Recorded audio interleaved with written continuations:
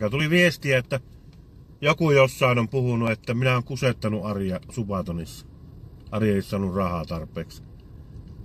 Subatonihan meni sillä tavalla, että tuotot puoliksi. Meillä ei tullut mitään tuottoja. Meidän kulut, juomat, siivoojat, kaikki ruuat, viinat, kaikki.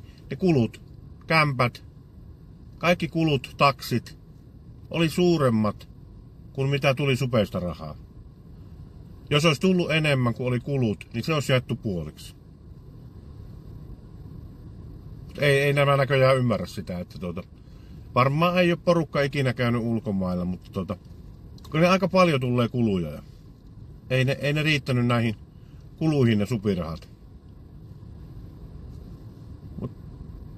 Tämä oli tämmönen lyhyt lähetys nyt, mutta tosiaan siellä yksi kaveri laittoi viestiä, että syytetään, että on kusettanut. Mutta näin se menee. Tulot puoliksi, mutta se ei tuottanut mitään tuon meidän Subaton. Meillä on enemmän kuluja. Että 2 kuukautta siellä ryypättiin, rällättiin ja siivoojia otettiin ja muuta. Ja se on kallis.